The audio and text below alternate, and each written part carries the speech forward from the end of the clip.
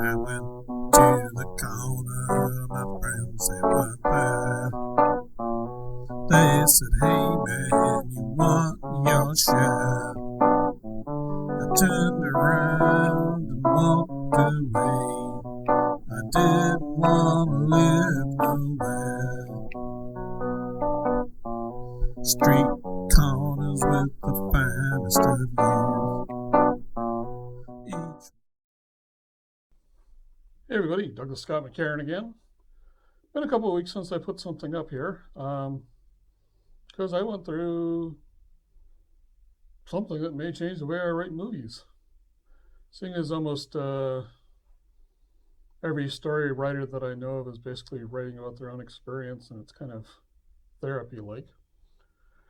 That's why a lot of my stories are about personal stuff, because that whole personal thing is what informs the movies. But I've always had this, like, no matter how friendly I got or open I got, there was always this kind of wall of separation I had with people.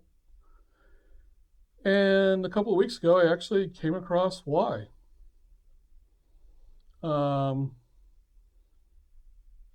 told you I was self-loathing and felt disregarded and unwanted and unloved and all this stuff. And,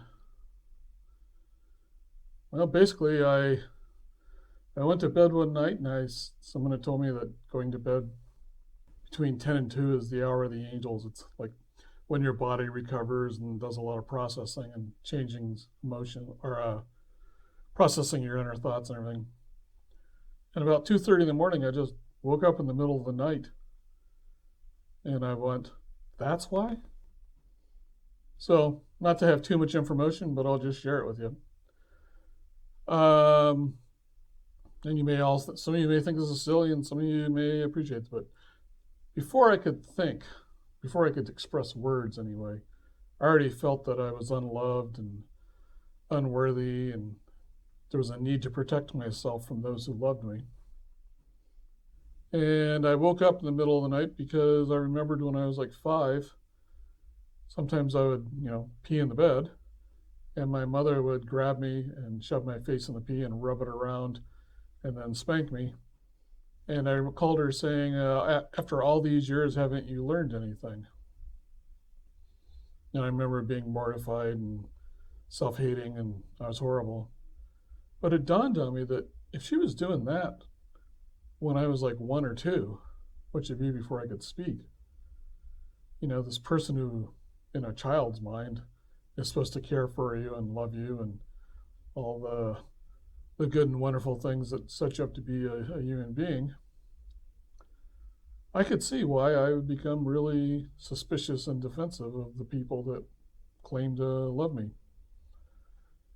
And the odd thing is just realizing it, that whole wall in me just sort of like started not falling down, just kind of like turning into mush, and it's kind of like, a big clay wall just kind of collapsed down on the mud around it, or the wonderful power of the human being around it. So it's kind of like a odd mixture of, it was an extremely big revelation and kind of a common thing. Coercion and fear are very common things among humans to get people to do what they want, and I guess that's how children were raised back then. Not that I'm saying I should have been allowed to, pee in my bed every night, but just that whole feeling that the people who were supposed to love me were telling me I was worthless and horrible and a failure, and that's what I grew up thinking I was. And that shows up in my movies. So, we'll see how my movies change. Perhaps it'll be funner. I always had a dark humor, but, it's just really changed. I don't have a big desire to, poke people in the eyes and concern them like I used to. Anyway, it's kind of a personal and a movie share, like all of mine, so kind of short, but that's what I had to say. And again, I can only recommend that if you feel there's something in you that needs to be released, I got a life coach named Patience Olstad, and there's therapists, and I did Landmark, those venture workshops out there, and this is more than just getting into my thinking brain and talking about it a different way or more powerfully. This is like finding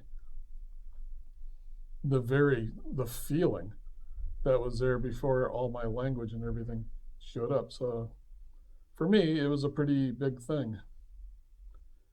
And when I look around the world at a lot of the world leaders, they can be pretty snarly and assholey too. So I suspect they have things that they need to release, but it hasn't dawned on them that it's a good idea to release them, I guess. Anyway, I hope that was valuable. Hope you find something that releases you if you feel that there's something to release. Thank you again, Douglas Scott McCarron.